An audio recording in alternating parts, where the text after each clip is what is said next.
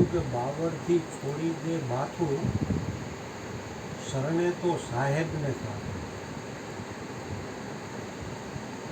બાવળથી એટલે કે શરીરથી, કારણ કે દેહાદ્યાસ આ જીવને અનંત જન્મો થયા. જે યોની પ્રાપ્ત થાય ને એમાં એમ માને કે આ શરીર ઓછું. બીજી યોની તો હિંજા, પણ મનુષ્ય યોની છે એ સર્વશ્રેષ્ઠ છે. અનમોલ કીધો મનુષ્ય જન્મ. મનુષ્ય જન્મ અનમોલ છે. એમાં સદગુરુ મળ્યા, સત્સંગ મળ્યો અને પોતાના નિજ સ્વરૂપનું જ્ઞાન મળ્યું તોય દેહાદ્યાસ છૂટતો નથી. બીજી યોનીમાં તો ઠીક આપણે સમજ્યા કરો એમ માને.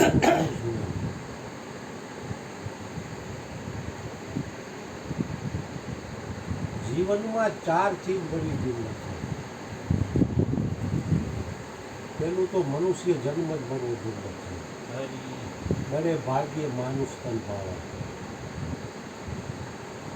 સુર દુર્લભ સદ ગ્રંથ ગાવા. મનુષ્ય જન્મ મળવો દુર્લભ છે. મનુષ્ય જન્મ મળ્યા પછી સદગુરુની પ્રાપ્તિ થવી એના કરતાં વિશેષ દુર્લભ છે. સદગુરુ બધા લોકોને પ્રાપ્ત થતા નથી. ધન સંપત્તિ, પ્રતિષ્ઠા એ બધું પ્રાપ્ત થઈ જાય, પણ સદગુરુ બધી લોકોને પ્રાપ્ત થતા નથી. બધાના નસીબમાં નથી. પુણ્ય પૂર્જ બીનું મિલે નહીં શકતા, કારણ કે અનંત જન્મોના પુણ્યોના ઢગલા થાય ત્યારે સદગુરુની પ્રાપ્તિ થાય.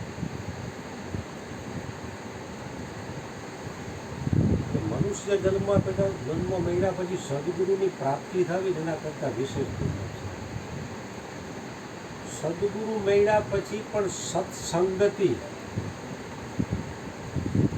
એના કરતાં દુર્લભ છે. સદગુરુની ઘણા લોકોને પ્રાપ્તિ થઈ ગઈ, ઉપદેશ ઘણા લોકોએ લીધી છે.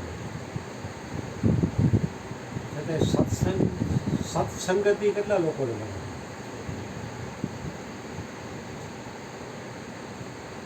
સત્સંગતિ મળીને એના કરતાં વિશેષ દુર્લભ.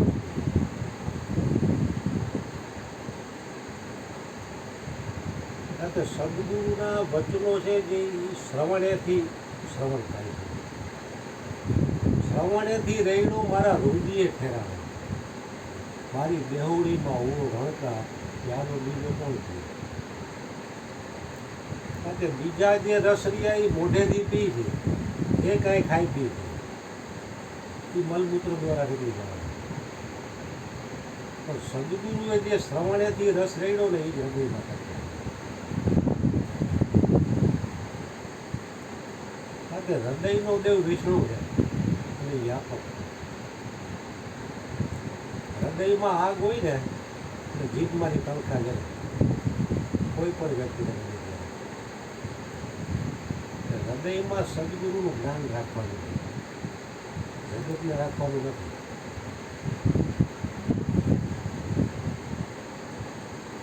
એટલે સત્સંગતિ એનાથી પણ અત્યંત દુર્લભ વસ્તુ છે. પહેલું મનુષ્ય જન્મ મળવો દુર્લભ, પછી સદગુરુની પ્રાપ્તિ થવી દુર્લભ, એનાથી પણ દુર્લભ સત્સંગતિ. સત્સંગતિ એટલે પોતે સીધું પોતા ઉપર લક્ષ્ય જાય એવો સત્સંગ.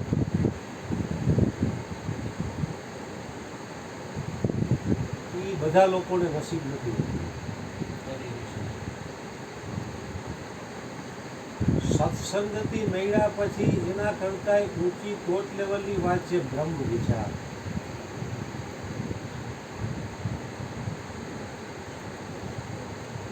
જેવી રીતે મકર સંક્રાંતિ એમ કે વિશેષ પુણ્યની પ્રાપ્તિ થાય એટલે માણસો લીલા જગ્યા નથી એમ ન નાખે.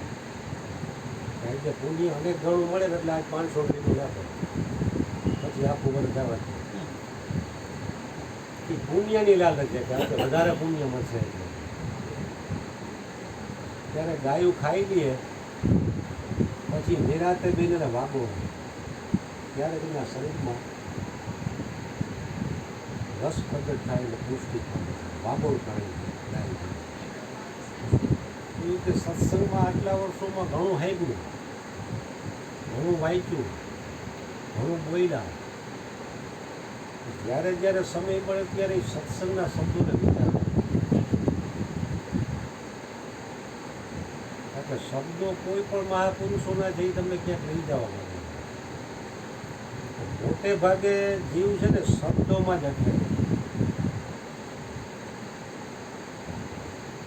હમણાં આષાઢી બીજ આવશે તો બીજના દિવસે વરસાદી વાતાવરણ બીજ દેખાય નહીં. પણ કોઈ વ્યક્તિ એમ કહે કે આમ તમે જો અગાસી બનાવી તો એવું ઝાડવું એવી બિલ્ડિંગોનું થાંભલો એની આગળ સીધે સીધું નજર કરો. બે ત્રણ વચ્ચે સ્ટેપ આપે નિશાન એ જોવામાં દેખાય છે. શબ્દો દ્વારા બીજનું દર્શન કરાવ્યું. વચ્ચે જે નિશાન આપ્યા ને ફલાણું બિલ્ડિંગ કે ઝાડ કે થાંભલો કે જે કાંઈ એ પકડાઈ જાય, બીજ છટકી જાય. જીવ માત્ર ભૂલ આ જ કરતો આવે છે કે પોતાના કલ્યાણની જે ચીજ છે એની ભૂલતો આવે. એવી રીતે કોકે અપમાન કર્યું હોય તો એ 10-20 વર્ષ પછી પણ માણસને યાદ રહે. પણ પોતાના કલ્યાણના જે કંઈ શબ્દો હોય છે એ યાદ નહીં રહે.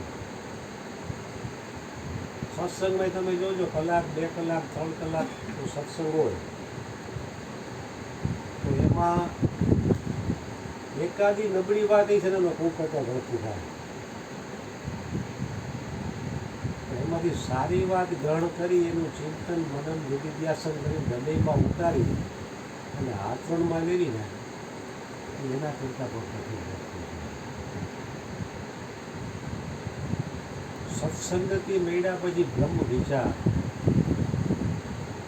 વિરાટ મહારાજે કીધું ને પોતે પોતાનો કરવો વિચાર કારણ કે ફળનો વિચાર તો આપણે સવારે ઉઠી ત્યાંથી સાંજ લગી ચાલુ જ હોય. બધા મારે ચાલુ જ હોય. પોતાનો વિચાર કરવો જોઈએ એવી ઉપદેશ લીધેલી વ્યક્તિને પણ વિસ્મૃતિ થઈ જાય. એ જ્યારે સત્સંગમાં આવે ત્યારે એને એની પોતાની યાદી થાય કે મારે તો મારો વિચાર કરવો.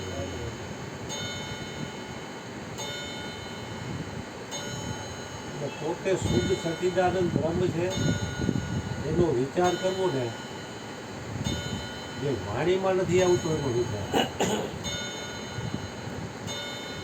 બ્રહ્મ છે, ઈશ્વર છે, વાણી વિચારથી પણ વિચાર આપણે જે વિચાર કરીએ છીએ એમાં અનેક વિચારો પ્રગટ થાય છે.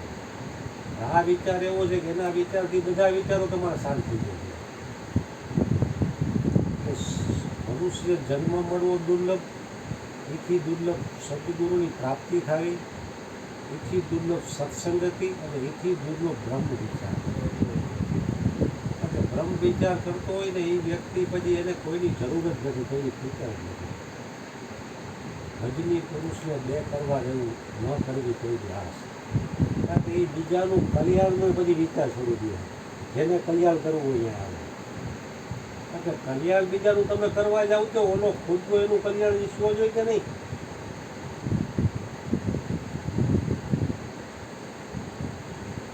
स्वामी राम सुखदासे कीधु कि गुरु शिष्य का कल्याण तभी कर सकता है जब शिष्य खुद अपना कल्याण चाहता है। जो शिष्य ही अपना कल्याण न चाहता हो तो चाहे कितने भी गुरु बदल डालो तुम्हारा कल्याण होने वाला नहीं। खुद पोते व्यक्ति तो कल्याण ईच्छवी જોઈએ કે નહીં? લાલજી કે નો ઉતારે આવતો તમારી પાસે 31 તમારી પાસેથી 31માં પૂરું તમે બનાવ્યા કે હું આસારામ બાપુમાં, બ્રહ્મા કુમારીમાં, નટુ મહારાજમાં માન એટલી જગ્યા ઉપદેશ ગયો છું. અહીંયા ઘણા વર્ષો લગી આવ્યો અને મયુર બાપુમાં એને અનન્ય નિષ્ઠા હતી કે તમને એને બાપુ મારે ગુરુ કરવા 31 31માં ગુરુ પછી હું સ્થિર થઈ જાય. 31માં ગુરુ મયુર બાપુને કિરણ કોઈ વ્યક્તિ થઈ ગયો. એટલે માયાનું બળ એટલું બધું જોરદાર છે કે બીજા ચાલુ લોકોની તો વાત એક બાજુ રહે, પણ જેને સદગુરુ મળ્યા છે, ઉપદેશ મળ્યો છે એવા લોકોથી પણ બ્રહ્મ વિચાર થઈ નથી શકતો. અને પોતાનો વિચાર કરવો જોઈએ એવી યાદી પણ એને વિસ્મૃતિ થઈ જાય છે. જ્યારે મહાપુરુષોનો સંગ થાય ત્યારે એને એ યાદી આવે છે કે મારો વિચાર કરવાનો. આથી પરના વિચારમાં તો આપણે બધા પાવરધા જ છીએ. ઘાટમાં બાપુ કહે ને, ઘાટે તો બુદ્ધિ જમાવટ થઈ ગઈ છે, અઘાટમાં જ બુદ્ધિ નથી. કાંઈ પણ તમે કોઈ વ્યક્તિનો સંગ કરો એટલે ઘાટમાં જ પેલી વેલી બુદ્ધિ જાય. ઘાટની અંદર જે અઘાટ છે અહીંયા તો લખ જતું નથી. કે મહાપુરુષોનો સંગ કરી સત્સંગ મળે ત્યારે એમ થાય કે આપણે તો આ ખોટા એલા જાય છે, બીજાના વિચારમાં જ આખો દિવસ સુઈ જાય છે. એટલે પોતાનો વિચાર કરવો ને એ સર્વશ્રેષ્ઠ બાબત છે. અન્ય વ્યક્તિની એમાં જ છુપાયેલી છે. પરના વિચારથી તો પોતાનું પતન જ છે. पर के चिंतन से असत जड़ और दुख पैदा होता. સત્સંગમાં માણસો ઊંઘા મારે, કંઈ આર્થિક ફાયદો થતો નથી કોઈ, કારણ કે આખો દિવસ પરના ચિંતનમાં જ જાય છે. પછી નિર્ધન હોય કે ધનવાન હોય, पर के चिंतन से असत जड़ और दुख पैदा होता है. स्व के चिंतन से सत चित और आनंद प्रकट होता है. એટલે જ મહાપુરુષોની મહિમા છે, સત્સંગની મહિમા છે કે એનાથી પોતાનું સ્વનું એને સ્વ ઉપર પોતાનું લક્ષ જાય અને સ્વનું ચિંતન કરે તો એમાં પોતાનું થઈ ગયું છે. પછી એના સંગ માત્રથી બીજાને સુખ શાંતિ અને આનંદ મળવા મળે. કાંઈ બોલે નહીં કોઈ, કારણ કે વ્યક્તિ માત્ર જીવતું જાગતું પાવર હાઉસ જ છે. અને ક્રોધી વ્યક્તિના સંગમાં આવો એટલે તમને ઓટોમેટિક તમને ક્રોધ મળ્યા હોય સામાન્ય બાબતમાં. લોભી વ્યક્તિના સંગમાં આવો એટલે તમારો લોભ બનતો રહે. મહાપુરુષો જે પોતે પોતાના સ્વ સ્વરૂપમાં શાંત થઈ ગયા.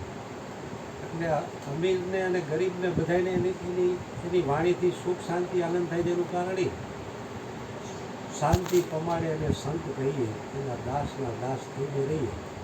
એટલે મહાપુરુષોની મહિમા છે.